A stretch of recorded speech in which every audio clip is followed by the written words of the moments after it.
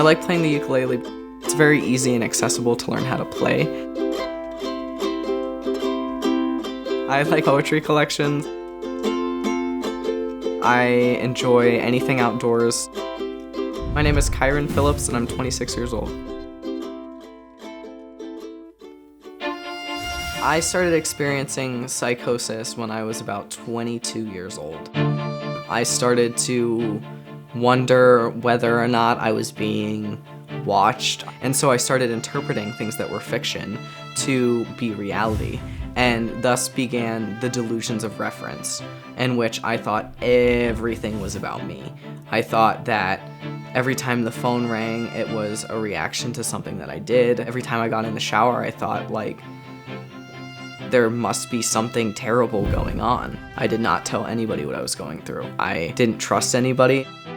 I thought, if I'm this terrible person, then I don't deserve anybody's help, and I don't deserve anybody getting me out of this. Maybe I did something in my life that was so unforgivable that that's why I'm experiencing this. The breaking point for me was actually overdosing, and I had a stroke and lost my right side of my body. It took me almost dying to realize that that was something that I wanted to do, that I wanted to be alive.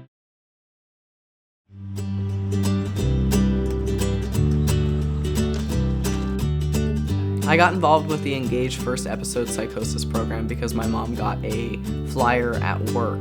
They get together with the whole team, and it's, these people saying, like, this is an at-will thing. We're not going to force you to do any single part of this, but this is how we can get you back on track. You ever notice that? Yeah, you're right. I had a service coordinator whose job was to get me a job so I could get back to work. And then I also received the psychiatry services and therapy services. I see my doctor once a month. The most major component for it was meeting Dennis, my certified peer specialist, and his job was to use his lived experience in order to make me feel comfortable and trust him. But you're a photographer, but you don't have a camera? The FEP program was life-changing for me because it facilitated all of the things that I thought I couldn't do myself. I didn't know that I could instill structure in my life. I didn't know that I had empowerment.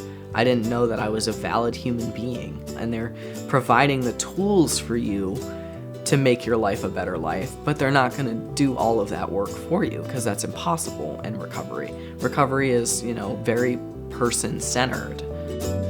I am advocating and do everything that I can for FEP programs because I know how much it, reversed the course of my life. I was the Titanic headed straight for the iceberg and didn't even see it coming. I'm very excited about the possibility for the future for myself in a way that I couldn't have imagined would have been possible without the FEP programs. My words of encouragement would be, not only is it possible to live a life that you are building around you to feel, better and loved and safe, but you have the power. The ball is in your court and you don't even realize that it's there.